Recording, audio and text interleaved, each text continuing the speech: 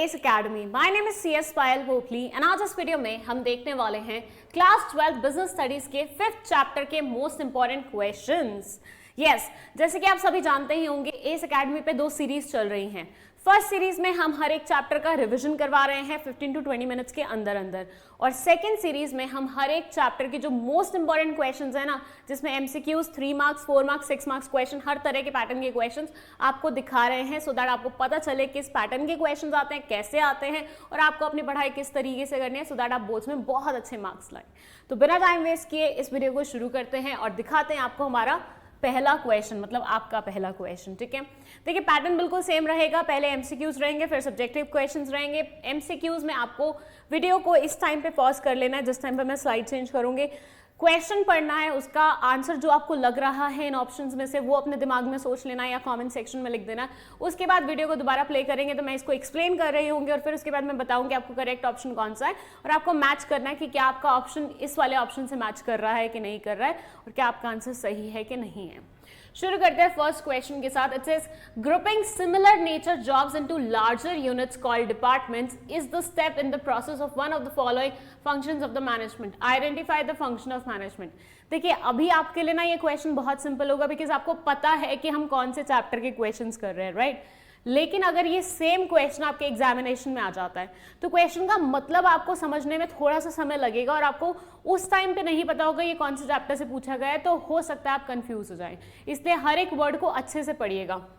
It says grouping similar nature jobs. Similar nature jobs को साथ में ग्रुप करना, जिस प्रोसेस को हम बोलते हैं डिपार्टमेंटलाइजेशन, ये मैनेजमेंट के एक फंक्शन का, प्रोसेस का पार्ट है। देख रहे हो कहां से कहां पहुंच गए। मैनेजमेंट के जो फंक्शंस होते हैं, planning, organising, staffing, directing, controlling, उन फंक्शंस की प्रोसेस होती है और उसमें एक स्टेप होता है डिपार्टमेंटलाइजेशन। आपको पता लगाना है कि कौन से वाले फंक्शन के बारे में यहाँ पे बात हो रही है। अगर तो आपने सारी प्रोसेस अच्छे से पढ़ी होंगी, जो मैं अज्यूम कर रही हूँ आपने पढ़ी हैं, नहीं पढ़ी हैं तो ऑलरेडी चैनल पे सारी प्रोसेस की कंबाइंड वे में एक वीडियो अवेलेबल है, वो जाके देख लीजिएगा। ठीक है, सो प्रोसेस पढ़ी होगी तो आपको पता होगा डिपार्टमेंटलाइजेशन कहाँ होता है। वो होता है ऑर्गेनाइजिंग में। तो यहाँ पे ऑर्गेनाइजिंग ढूंढिए आप, कहाँ लिखा हुआ है, बी पे लिखा हुआ है, तो आपका करेक्ट ऑप्शन क्या हो जाएगा? बी हो जाएगा। सो अकॉर्डिंग टू मी ये वाला क्वेश्चन अगर आपको बिना चैप्टर नेम के आएगा ना तो आपके लिए थोड़ा सा टिपिकल होगा अटेम्प्ट करना, इसलिए ध्यान से हर एक वर्ड को पढ़ना है इस नेचर के MCQs में। चलिए second question. While performing the organizing function, jobs are allocated to the members of each department in accordance with their skills and competencies. Identify the step in organizing function. Again, कहाँ से question पूछा गया है? Process से पूछा गया है। जैसे कि मैंने आपको पहले भी बताया हुआ है, प्रोसेस बहुत इंपॉर्टेंट है हर एक चैप्टर की। वहां से हर नेचर के क्वेश्चंस पे किए जा सकते हैं। MCQs की बात कर लो, 3 मार्क्स की बात कर लो, 4 मार्क्स की बात कर लो, सारे क्वेश्चंस आ सकते हैं और प्रोसेसेस से। ठीक है, तो उनको बहुत अच्छे तरीके से पढ़ के जाइएगा। यहाँ ऑर्गेनाइजिंग प्रोसेस का पूछा हुआ है कि एक पर्टिकुलर लाइन लिखी हुई है और आपको बताना है कि ऑर्गेनाइजिंग प्रोसेस में कौन सा वाला स्टेप होता है जिसका एक्सप्लेनेशन ये है। क्या है लाइन में कि हम क्या कर रहे हैं, ऑर्गेनाइजिंग फंक्शन जब कर रहे हैं तो हम जॉब्स कुछ इस तरह से एलोकेट करते हैं सो दैट हर एक मेंबर को उसकी स्किल्स और कॉम्पिटेंसीज के अकॉर्डिंग काम मिल जाए। तो हम जॉब्स असाइन करने का काम कर रहे हैं। कौन सा वाला फंक्शन? वो है assignment of duties. This is the step जिसके बारे में बात हो रही है। अंडरस्टूड? चलिए next question. Rishabh joined an entertainment company Avatar as a creative head. As a manager looking after the creative unit of the company, one of the functions he has to perform is process of organizing. Rishabh एक company में काम कर रहा है और उसका task है organising process को परफॉर्म करना। Which step of the process will he need to perform after identifying and dividing the work that has to be done in accordance with the previously determined plans? अब यहाँ पे again थोड़ा सा ध्यान से पढ़िएगा। इन्होंने आपसे पूछा क्या है उस पर फोकस करिएगा, क्योंकि इस नेचर के जो क्वेश्चंस होते हैं ना, वहां मैंने अक्सर स्टूडेंट्स को देखा है वो ना जल्दबाजी में जो स्टेप के बारे में बात हो रही होती है ना, जैसे हमने प्रीवियस 2 क्वेश्चंस देखे हैं उसी के बारे में लिख देते हैं आंसर में। लेकिन यहाँ पे ये नहीं पूछना, यहाँ ये पूछा है कि which step of the process will he need to perform after identifying and dividing the work. उसने आइडेंटिफाई और डिवाइड कर लिया है ऑलरेडी, मतलब उसने ऑर्गेनाइजिंग का फर्स्ट स्टेप ऑलरेडी कर लिया है। दे आर आस्किंग यू इसके बाद क्या करना है। आफ्टर आइडेंटिफाइंग क्या होता है, डिपार्टमेंटलाइजेशन होता है ना, जब हम आइडेंटिफाई कर लेते हैं कौन कौन सा वर्क है, फिर हम सेम नेचर के वर्क को ग्रुप टुगेदर करते हैं ना, तो उसको क्या बोलते हैं, departmentalisation. So B will be the correct option यहाँ पे। अंडरस्टूड। हमेशा क्वेश्चन की वर्डिंग पे ध्यान देना, और आधा क्वेश्चन पढ़ के तो बिल्कुल भी आंसर अटेम्प्ट मत करना। ये मत सोचना मैं बहुत 30 मार्क खान हूँ, मैंने तो आधा क्वेश्चन पढ़ लिया, मुझे समझ में आ गया, मैं तो आंसर कर लूंगा। गलत कराओगे, वो मत करना। हर एक वर्ड को अच्छे से पढ़ो और पूरे क्वेश्चन को पढ़ो। नो मैटर तुम्हें आधे रास्ते में ही समझ में आ गया हो कि इसका आंसर ये होगा, फिर भी पूरे क्वेश्चन को पढ़ना है, ठीक है। Which of the following statements is correct with reference to organizing function of management? Organizing function से related एक particular statement यहाँ पे है जो कि correct है, वो आपको पता लगानी है कौन सी है। First है judges accuracy of standards, नहीं। Helps in obtaining competent personnel, नहीं, staffing का होता है ये। अच्छा सॉरी, मैं तो ये सोच के आई थी आपसे क्वेश्चन पूछूंगी। अच्छा मुझे बताओ, जजेस accuracy of standards D point में ये किस चीज़ के बारे में बात कर रहे हैं, मतलब कौन से वाले फंक्शन के बारे में बात कर रहे हैं, कमेंट सेक्शन में मुझे लिख के बताना। Reduces the risk of uncertainty, no. Leads to systematic allocation of jobs and facilitate specialisation, yes, this is the correct option. So A will be the correct option of this question. और एक additional question मैंने आपसे यहाँ पे पूछा है कि ये जो डी पॉइंट में लिखा हुआ है ये कौन से फंक्शन के बारे में लिखा हुआ है, ठीक है। चलिए next, name the concept that refers to number of subordinates that can be effectively managed by a superior and determines the number of levels of management in the organisation. ये बोलते हैं एक मैनेजर कितने लोगों को इफेक्टिवली अपने under manage कर सकता है, इस वाली कॉन्सेप्ट को क्या बोलते हैं। इसके लिए एक टर्म इस्तेमाल होती है, उसको क्या बोलते हैं, organisational structure, span of management, hierarchy of authority, delegation of authority. एक मैनेजर अपने अंडर कितने लोगों को इफेक्टिवली मैनेज कर सकता है, that is called span of management. So B will be the correct option. चलिए next question, which type of organizational structure will you suggest for a firm which has diversified activities and operations requiring high degree of specialization? एक firm है जिसके यहाँ पे क्या होता है, diversified activities है, मतलब बहुत सारी एक्टिविटीज होती हैं, प्रोडक्शन हो जाता है, मैनेजमेंट हो जाता है, दिस एंड दैट, बहुत सारी एक्टिविटीज हो जाती हैं। तो ऐसी वाली फर्म के लिए आप कौन से तरह की ऑर्गेनाइजेशनल स्ट्रक्चर सजेस्ट करेंगे, डिविजनल या फिर फंक्शनल? दो ऑप्शन दे रही हो, 50-50 कर दिया मैंने तुम्हारे सामने। Correct option will be functional. क्यों? क्योंकि एक्टिविटीज बहुत सारी हैं। अगर प्रोडक्ट्स बहुत सारे होते तो हम डिविजनल स्ट्रक्चर मार्क करते, लेकिन क्योंकि यहाँ पे एक्टिविटीज बहुत सारी हैं तो हम बोलेंगे कि इस फर्म को फंक्शनल स्ट्रक्चर के लिए जाना चाहिए, क्योंकि फंक्शनल स्ट्रक्चर में ही हम बाइफिकेशन, जो सेग्रीगेशन करते हैं वो on the basis of activities करते हैं, फंक्शंस करते हैं, ठीक है। चलिए next question, the type of organisational structure in which jobs of similar nature are group together on the basis of functions to perform departments. Again ये तो same nature का क्वेश्चन आ गया, एक्टिविटीज की जगह फंक्शन मेंशन कर दिया। यहाँ पे लिखा हुआ एक फर्म है जो डिफरेंट डिफरेंट फंक्शंस कर रही है, उसको आपको ऑर्गेनाइजेशनल स्ट्रक्चर सजेस्ट करना है। इसमें तो सोचने की जरूरत ही नहीं थी, सीधा सीधा दिया हुआ था। चलिए next, Arohan Limited is a company manufacturing automobiles where division of work into key areas includes production, purchase, marketing, accounts and personnel. Which of the following is a disadvantage of the organizational structure of this? चलिए क्या बोला हुआ है, एक company के बारे में बोला हुआ है जो कि बेसिकली डिफरेंट फंक्शंस कर रही है, production, purchase, marketing, accounts, personal, सारे, ठीक है। तो आपको यहाँ पे ये नहीं बताना कि कौन से स्ट्रक्चर के बारे में बात हुई है, वो तो बहुत सिंपल हो गया। यहाँ आपको ये बताना है कि वो ऑर्गेनाइजेशनल स्ट्रक्चर फॉलो करके क्या डिसएडवांटेज ऑर्गेनाइजेशन को फेस करना पड़ता है।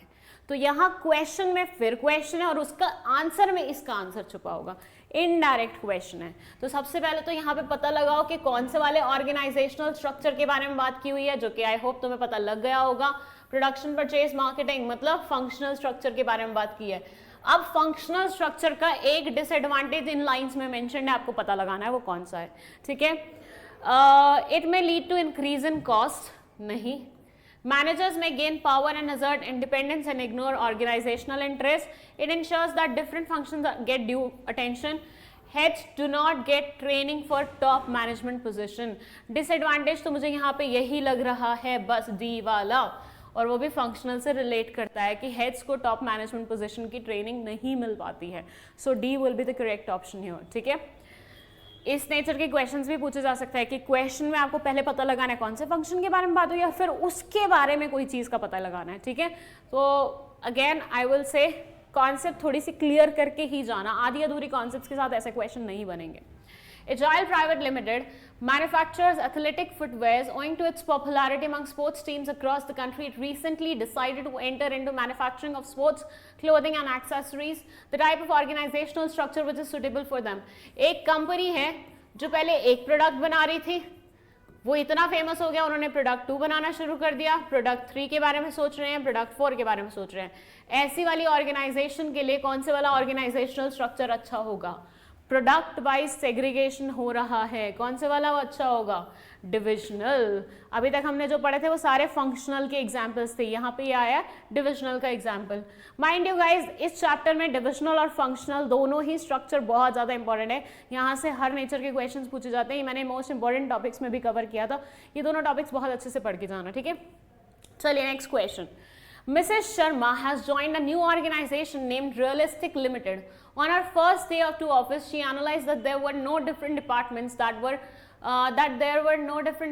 assigned for various product lines. She observed a separate team structure for each of them and also that they function independently, what can be make out of the realistic this. Okay, so Mrs. Sharma ने एक नया office join किया जहां उन्होंने देखा कि different departments नहीं थे डिफरेंट एक्टिविटीज़ के लिए. सो उन्होंने क्या किया, सेपरेट टीम स्ट्रक्चर बनाया है, अलग अलग किया है सो दैट हर फंक्शन को इंडिपेंडेंटली परफॉर्म किया जा सके.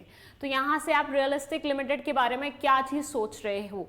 It is the functional form of organizational. Divisional structure is the way of the organization. The company follows the informal structure. No observation can be made out of analysis. देखिए maximum time ना ये वाला option आपका कभी भी सही नहीं होगा. ठीक है, क्योंकि अगर वो इतनी लाइनें लिख रहे हैं ना, they are expecting something from you और they are actually telling you something from that part. So यहाँ पे ऐसे वाले कि भैया हमें कुछ समझ में नहीं आ रहा, नन ऑफ द अबव, वैसे वाले ऑप्शन कभी भी ठीक नहीं होंगे. यहाँ कंपनी फॉलोज इनफॉर्मल स्ट्रक्चर, नहीं इनफॉर्मल स्ट्रक्चर के बारे में तो बात ही नहीं हुई है. उन्होंने बोला है she observed a separate team structure for each of them and also that they function independently which can make out of the. सारे उनको अलग अलग करके फंक्शन भी उनको इंडिपेंडेंटली करवा रहे हैं. ये लाइन सबसे ज़्यादा इंपॉर्टेंट है, ये वर्ड सबसे ज़्यादा इंपॉर्टेंट है क्योंकि ये आपको बताएगा कि यहाँ पे डिविजनल स्ट्रक्चर के बारे में बात हो रही है क्योंकि ये हर एक फंक्शन को इंडिपेंडेंटली क्रिएट करवाते हैं प्रोडक्ट्स के अंडर. ठीक है, so B will be the correct option. चलिए next question. The element of delegation which related to the obligation of the subordinate to properly perform the assigned duty is also known as authority, responsibility, accountability, centralization. सबसे पहले तो मैं centralization को हटा देती हूँ. Reason being delegation के 3 ही elements होते हैं, अथॉरिटी, रिस्पॉन्सिबिलिटी एंड अकाउंटेबिलिटी. तो चौथा वाला तो उसका एलिमेंट ही नहीं है. और पूछा क्या गया है आपसे, डेलीगेशन के उस एलिमेंट के बारे में पूछा गया है जो कि ऑब्लिगेशन होती है सबऑर्डिनेट्स की टुवर्ड्स द असाइन्ड ड्यूटी. तो ये कौन सा वाला है? देखिए, एक सबऑर्डिनेट है, एक सुपीरियर है. सुपीरियर ने काम दिया, ऑर्डर दिया, क्या कहलाया जाएगा? अथॉरिटी कहलाया जाएगा. इसकी ऑब्लिगेशन उस पर्टिकुलर काम को पूरा करने की क्या कहलाई जाएगी? वो कहलाई जाएगी responsibility. So B will be the correct option. Elements delegation के इंपॉर्टेंट टॉपिक है, क्वेश्चन आते हैं, अच्छे से पढ़ के जाइएगा. Name the concept which explains the manner in which decision making responsibilities are dividing among hierarchical levels. ये बोल रहे हैं कि ऑर्गेनाइजेशन में डिफरेंट लेवल्स होते हैं. अगर डिसीजन मेकिंग हम सब में डिवाइड कर दें कि हर लेवल अपने लिए डिसाइड खुद करेगा, तो उस कॉन्सेप्ट को किस नाम से बुलाया जाता है? हर लेवल अपने लिए डिसीजन मेकिंग कर रहा है, क्या कहलाया जाएगा? अच्छा, मैं इसका उल्टा बता दूं क्या? इसका उल्टा ये होगा कि हर लेवल अपनी डिसीजन मेकिंग खुद नहीं कर रहा, एक सेंट्रलाइज यूनिट है जो सबके लिए डिसीजन मेकिंग कर रहे हैं. अब बताओ, ये वाला कहलाया जाएगा सेंट्रलाइजेशन और ये कहलाया जाएगा डिसेंट्रलाइजेशन. तो decentralisation, D will be the correct option. क्या हुआ एक्सप्लेनेशन? भैया देखो, हर एक ऑर्गेनाइजेशन में डिफरेंट लेवल्स होते हैं. अगर डिफरेंट लेवल्स को आप उनका काम खुद करने दें, उनकी डिसीजन मेकिंग खुद करने दें, तो ऑर्गेनाइजेशन बहुत ही अच्छे तरीके से चलता है और हर कोई थोड़ा सा ट्रेंड हो जाता है, नॉलेजेबल हो जाता है, डेवलप हो जाता है. तो डिसेंट्रलाइजेशन वो कॉन्सेप्ट है जो इस चीज़ को पॉसिबल बनाती है. Which of the following statement is true? Straight away दे दिया कि 4 स्टेटमेंट्स हैं, आपको पता लगाना है इन चारों में से कौन से वाली करेक्ट है। First, accountability can be entirely delegated. Accountability को पूरा डेलीगेट कर सकते हैं। पहले ये तो पूछो उसे डेलीगेट कर भी सकते हैं कि नहीं कर सकते। Accountability flows downwards. Answerability flows downwards. Accountability refers to answerability for the final outcome of the assigned task. Assigned जो भी task थी उसकी final जो जवाबदेही होती है उसका मतलब होता है accountability. Accountability means the right of an individual to command his subordinates. Command his subordinates. चलिए सबसे पहले तो मैं आपको बता दूं कि यहाँ पे सी जो स्टेटमेंट है वो करेक्ट है। अकाउंटेबिलिटी का मतलब वाकई में यही होता है, ठीक है। और अकाउंटेबिलिटी अपवर्ड्स जाती है, डाउनवर्ड्स नहीं जाती, और इसे डेलीगेट नहीं किया जा सकता। अब मेरा आप लोगों से एक क्वेश्चन है यहाँ पे, ये जो डी पॉइंट में लिखा हुआ है accountability means the right of an individual to command his subordinates, obviously ये करेक्ट नहीं है, ठीक है, ये वर्ड करेक्ट नहीं है। अब डैश करके एक क्वेश्चन है आप लोगों के लिए, dash means the right of an individual to command his subordinates. अपने सबऑर्डिनेट्स को कमांड देने की पावर क्या कहलाई जाती है वो आप मुझे कमेंट सेक्शन में बताएंगे, ठीक है। Accountability is not the answer. चलिए असर्शन रीजन वाले क्वेश्चंस आ गए हैं, मैं साइड हो जाती हूँ क्योंकि पूरा स्क्रीन ही ले लिया है इन्होंने। असर्शन में लिखा हुआ है people working in the same department can work in the good coordination. जो सेम डिपार्टमेंट में काम कर रहे होते हैं उनके बीच में अच्छा कोऑर्डिनेशन होता है, वो अच्छे से कोऑर्डिनेट करके काम कर सकते हैं। Organising promotes effective control and coordination within a department due to similarity of task perform.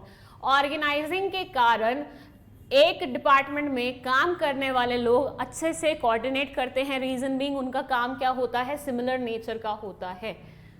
दोनों में ऑलमोस्ट सेम बातें बोली जा रही हैं, बोल सकते हैं, लाइक एक में जो बोला हुआ जा रहा है दूसरे को उसी को एक्सटेंड करते हुए कुछ बोला जा रहा है, राइट। तो यहाँ पे करेक्ट ऑप्शन क्या होगा कि असर्शन और रीजन दोनों सही हैं और रीजन में लिखी हुई चीज करेक्ट एक्सप्लेनेशन है असर्शन का। वाओ, ऑप्शन ही नहीं दिया। Both assertion and reason are correct and reason is not the correct option. यहाँ पे ये काट देते हैं, हमारे स्लाइड वाले थोड़े से नशे में बना रहे हैं स्लाइड शायद। रीजन एंड असर्शन दोनों करेक्ट हैं और दोनों मतलब रीजन में लिखी हुई चीज असर्शन से लिखी हुई चीज को एक्सप्लेन कर रही है। So C will be the correct option here, ठीक है। चलिए next question. Delegation is a prerequisite to the efficient functioning of an organisation. Delegation बहुत ज्यादा जरूरी है किसी भी ऑर्गेनाइजेशन की इफेक्टिव फंक्शनिंग के लिए। डेलीगेशन का मतलब क्या होता है, अपने सर का भार किसी और के सर पे डाल देना। It enables a manager to use his time on high priority activities. ये मदद करता है मैनेजर्स को किस वे में कि मैनेजर्स डेलीगेशन करके जो अल्दू फल्दू काम होते हैं वो दूसरे को दे देते हैं और अपना जो बढ़िया वाला काम है वो आराम से बैठ के करते हैं। दोनों सेंटेंसेस एक दूसरे से मैच कर रहे हैं, बिल्कुल कर रहे हैं, एक दूसरे की सही एक्सप्लेनेशन है, बिल्कुल है, ठीक है। तो यहाँ पे अगेन ये काट के C will be the correct option. Both assertion and reason are correct and reason is the correct explanation of assertion. ठीक है, चलिए नेक्स्ट। मैच द फॉलोइंग आ गया है। Identification and division of work first वो है डिपार्टमेंटलाइजेशन, सेकंड है assignment of duties, third है establishing authority relationship. कुछ समझ में आ रहा है क्या दिया हुआ है? ऑर्गेनाइजिंग की प्रोसेस दी हुई है, स्टेप्स दिए हुए हैं, अब आपको मैच करना है इनकी एक्सप्लेनेशन के साथ। पहले लिखा हुआ है allocation of work as per the competencies of the employees. ये क्या होता है? ये ड्यूटीज असाइन करना होता है। तो ऐसा ऑप्शन ढूंढिए जहां पे सी एक के साथ हो, सी एक के साथ हो, सी एक के साथ हो, मतलब ये और ये ऑप्शन तो बिल्कुल भी नहीं है। अब हमें हमारा ऑप्शन मिलेगा बी या सी में से। सेकेंड है creation of accountability, accountability create करना, grouping of similar task, departmentalisation, B का 3 से कनेक्ट, बी का 3 से कनेक्ट, बी का 3 से कनेक्ट, यहाँ पे बी का 4 से कनेक्ट करें, मतलब करेक्ट ऑप्शन क्या होगा? बी होगा। किस किस का सही था बताना जरा मुझे। चलिए next question, again match the following.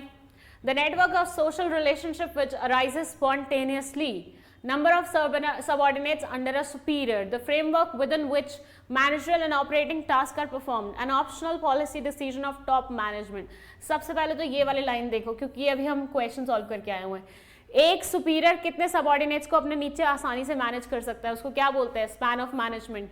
So B 4 से कनेक्ट कर रहा है, कोई ऑप्शन है जिसमें बी 4 से कनेक्ट कर रहा है? बी 4 से कनेक्ट कर रहा है, ये नहीं है, ये नहीं है, ये नहीं है, सीधा सीधा हमारा सी ऑप्शन हो गया। फिर भी हम पढ़ेंगे दोबारा से। The network of social relationship which arises spontaneously, ये होता है इनफॉर्मल ऑर्गेनाइजेशन। ए 3 से कनेक्ट कर रहा है, ए 3 से कनेक्ट कर रहा है, 2 ठीक हो रहे हैं, ठीक है भाई, पूरा ठीक होगा। So C will be the correct option here. चलिए अब ये वाला क्वेश्चन आप लोगों के लिए, ठीक है, बहुत क्वेश्चन मैंने सॉल्व कर लिया, अब तुम्हारी बारी है।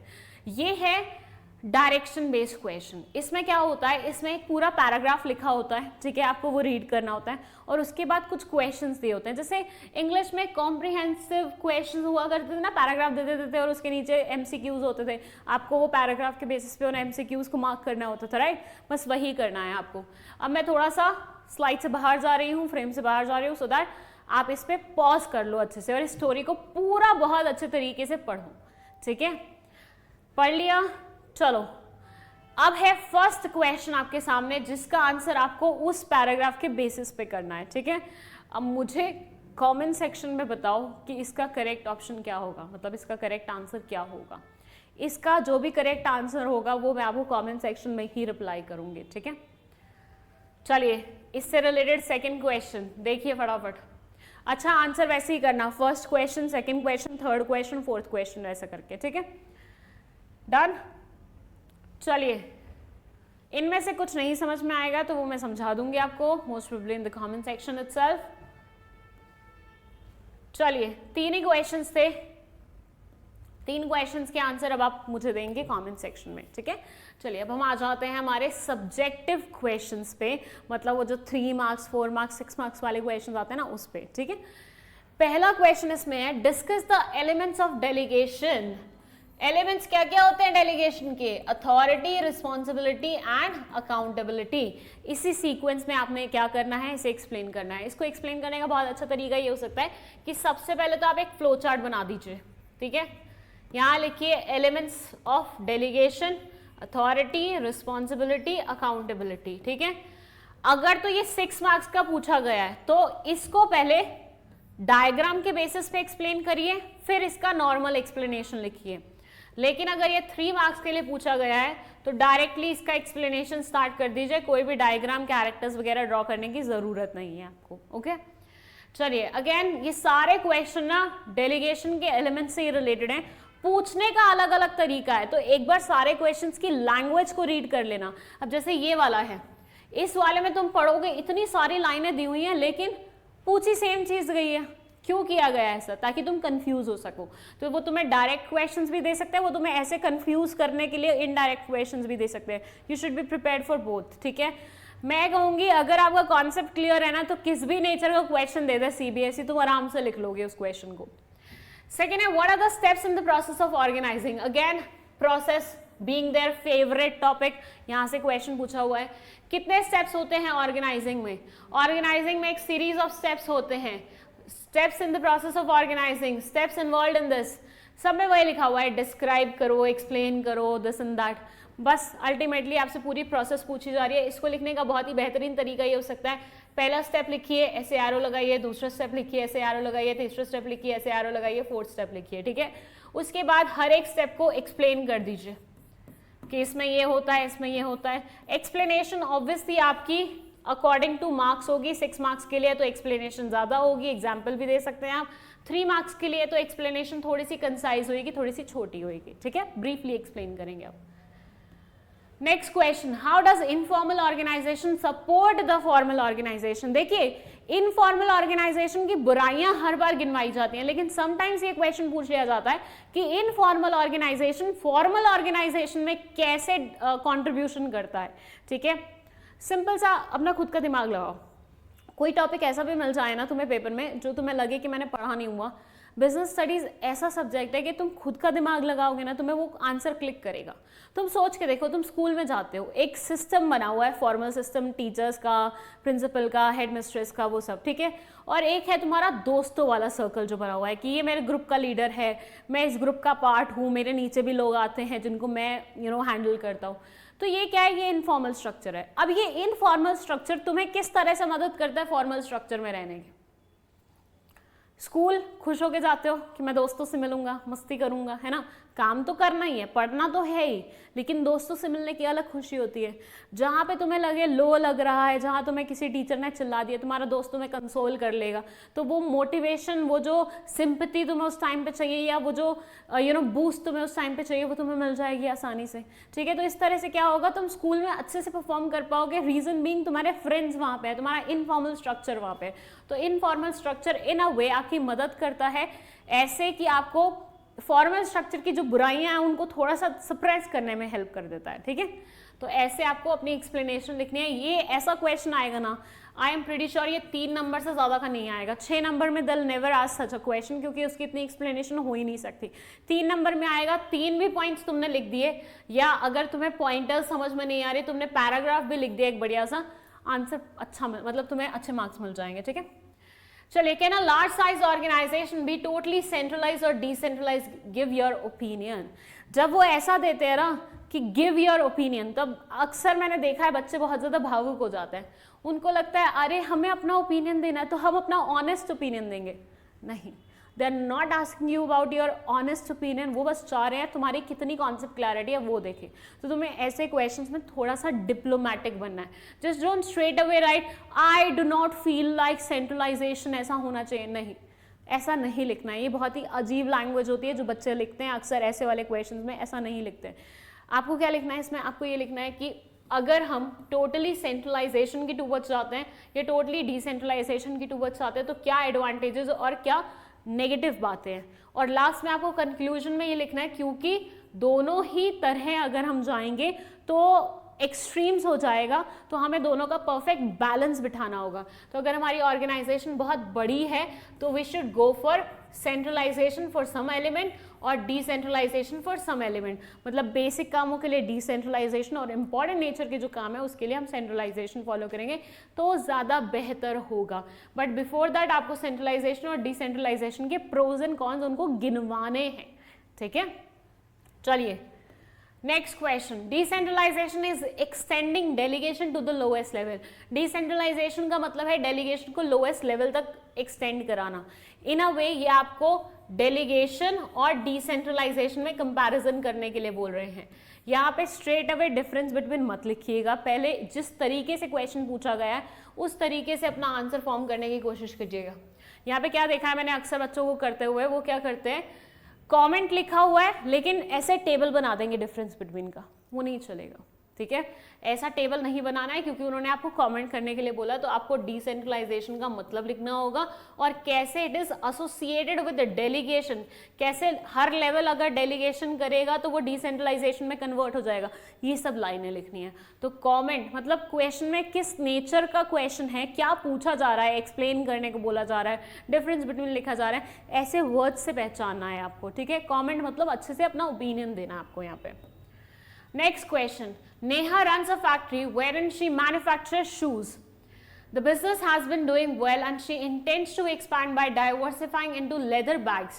पहले वो बना रही थी shoes, अब वो जाना चाह रही है leather bags के towards या फिर formal wear के towards. ठीक है, this will enable her to market her business unit as the top one-stop solution for all the women problems. Which type of structure would you recommend for her expanded this? 3 products आ गए हैं और भी expand करना चाह रही है, क्या structure हम इन्हें सजेस्ट करेंगे?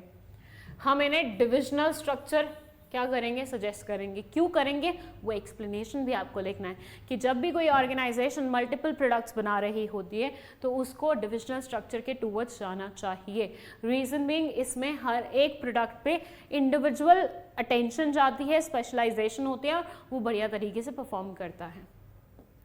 Next question, what is divisional structure? Straight question पूछ लिया, इसके एडवांटेजेस एंड लिमिटेशंस बताने हैं।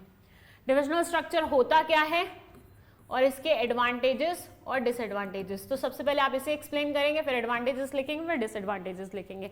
जितने पॉइंट्स याद आ रहे होंगे प्लस कितने मार्क्स का क्वेश्चन है। अगर 3 नंबर का क्वेश्चन तो ऐसे मानो 1 1 1, तो इसमें 2 पॉइंट्स लिख दोगे, 2 पॉइंट्स इसमें लिख दोगे, इसका एक्सप्लेनेशन 1 नंबर के अकॉर्डिंग लिख दोगे, काम चल जाएगा। ठीक है, a company is manufacturing shoes jackets etcetera. एक कंपनी है जो शूज जैकेट्स बना रही है, मतलब मल्टीपल प्रोडक्ट्स बना रही है। जब वो ऐसा लिखते हैं ना तो आपको ये समझना है कि प्रोडक्ट्स के बारे में बात हो रही है। ठीक है, तो यहाँ पे ऑर्गेनाइजेशनल स्ट्रक्चर को आपको आइडेंटिफाई करना है और स्टेट करना है कौन से वाला है डिविजनल स्ट्रक्चर। उसके 2 मेरिट्स, डीमेरिट्स। अब देखो दोनों क्वेश्चन सेम थे, डिविजनल स्ट्रक्चर के बारे में भी बात कर रहे थे। ये क्वेश्चन था स्ट्रेट अवे पूछ लिया था, ये क्वेश्चन था थोड़ा घुमा के पूछा है, तो घुमाए हुए क्वेश्चन में अपन को अटकना नहीं है, बहुत अच्छे से परफॉर्म करना है, ठीक है। चलिए, difference between centralisation and decentralisation, इन्होंने डायरेक्टली पूछ लिया। अब जब कोई डायरेक्टली पूछ लेना तो टेबल बना के उनको डायरेक्टली ही आंसर दे दिया करो, ठीक है। और टेबल जब बनाते हो ना, डोंट जस्ट मेक सेंट्रलाइजेशन और डिसेंट्रलाइजेशन का वो एक बेसिस का भी पॉइंट बनाया करो कि हम किन ग्राउंड्स पे इन दोनों को डिफरेंशिएट कर रहे हैं, ओके। चलिए, how is functional structure different from divisional structure, ये भी again their favourite question, process के अलावा ये क्वेश्चन उनका मोस्ट फेवरेट रहता है इस चैप्टर में से। तो यहाँ पे भी उन्होंने डायरेक्ट क्वेश्चन पूछा हुआ है, डायरेक्ट एक्सप्लेनेशन देनी है आपको, basis, functional structure, divisional structure. अच्छा, ऐसे वाले क्वेश्चन में ना अगर आप दोनों स्ट्रक्चर बना के भी दिखा दोगे ना उन्हें, बहुत सही हो जाएगा ये, ठीक है, कि फंक्शनल स्ट्रक्चर ऐसा बनता है, डिविजनल स्ट्रक्चर ऐसा बनता है। Distinguish between functional and divisional structure on the basis of following points. ये होते हैं थोड़े से टिपिकल और डिफिकल्ट वाले क्वेश्चंस। क्यों? क्योंकि लिखना डिफरेंस ही है, लेकिन इस बार अपने फेवरेट पॉइंट्स नहीं लिखने, जो पॉइंट्स उन्होंने लिखने के लिए दिए ना, इनके बेसिस पे आपको डिफरेंशिएट करना है कि कोऑर्डिनेशन कैसे फंक्शनल में अलग होता है, डिविजनल में अलग होता है, मैनेजरियल डेवलपमेंट में कैसे फंक्शनल अलग होता है, डिविजनल अलग होता है, कॉस्ट दोनों की कैसे वेरी करती है। तो ऐसे नेचर के क्वेश्चंस के लिए ना सीबीएसई एक्सपेक्ट करता है कि बच्चा एनसीईआरटी में लिखा हुआ हर एक चीज पढ़ के आया हुआ है, ठीक है। तो एनसीईआरटी बहुत अच्छे से पढ़ के जाना, जो भी पॉइंट्स पढ़ रहे हो बहुत अच्छे तरीके से पढ़ के आना। आई ऑलवेज से एडवांटेजेस पढ़ रहे हो, लिमिटेशंस पढ़ रहे हो, कुछ भी पढ़ रहे हो, आज की डेट में तुम किसी भी पॉइंट को स्किप करना अफोर्ड नहीं कर सकते, क्योंकि ऐसे नेचर के क्वेश्चंस आ गए या केस बेस्ड क्वेश्चंस आ गए ना, तो तुम अटक जाओगे। सो जो पढ़ रहे हो कंप्लीट सेंस में पढ़ो, ओके। चलिए, अथॉरिटी, रिस्पॉन्सिबिलिटी एंड अकाउंटेबिलिटी के बीच में डिफरेंस करना है। अगेन तीनों एलिमेंट्स हैं उसके डेलीगेशन के, उसी के बेसिस पे कर देंगे हम। Authority can be delegated but accountability can not be, explain करिए। हमने पढ़ा है अथॉरिटी को डेलीगेट किया जा सकता है और लोग करते भी हैं, अपने सरदर्दी का एक हिस्सा किसी और को बांट देते हैं, लेकिन अकाउंटेबिलिटी को, मतलब जवाबदेही को तुम कैसे डेलीगेट करोगे, वो तुम नहीं कर सकते। मेरे को कोई काम मिला, मैंने अपने छोटे भाई को दे दिया, लेकिन जब मम्मी ने मुझसे पूछा कि तूने वो काम किया, तो जवाबदेही मेरी बनती है, मैं उसको डेलीगेट नहीं कर सकती कि छोटे भाई से पूछो, मुझे नहीं पता, काम मुझे मिला था, तो I will be held accountable for that, ठीक है। तो बस यही चीज को एक्सप्लेन करना है आपको। अगेन ये इनडायरेक्ट वे से सेम क्वेश्चन पूछा जा रहा है। चलिए, Bhuvan, Rishabh, Piyush have decided to start a business of manufacturing toys. They identified the following major activities that they have to perform: purchase of raw materials, production of toys, sales of toys, purchase of this and that.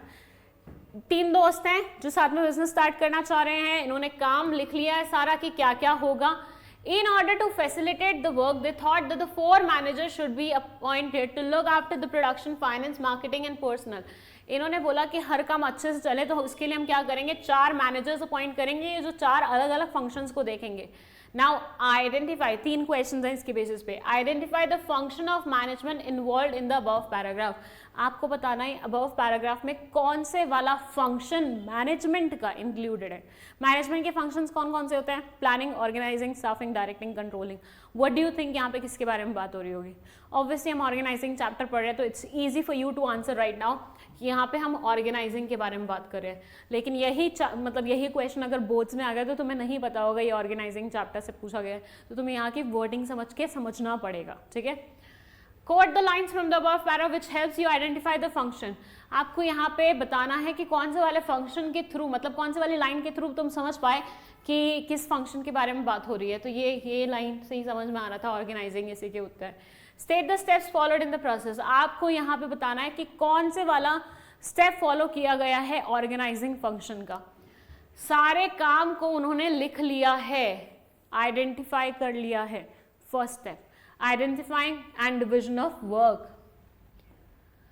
चलिए, इसी के साथ ये chapter यहीं पे complete होता है। इसमें बस इतने ही इंपॉर्टेंट क्वेश्चंस थे। क्वेश्चन को ऐसे ऐसे ऐसे ऐसे तोड़ मरोड़ के पूछा जा सकता है, लेकिन क्वेश्चन ऐसे ही आएंगे, मतलब पैटर्न इसी तरीके का रहेगा, और यही मेन टॉपिक्स हैं जहाँ से क्वेश्चंस पूछे जाएंगे। So be prepared with these topics. इसके अलावा हम आपको मिलेंगे हमारी नेक्स्ट वीडियो में विद द नेक्स्ट चैप्टर। तब तक के लिए बाय बाय।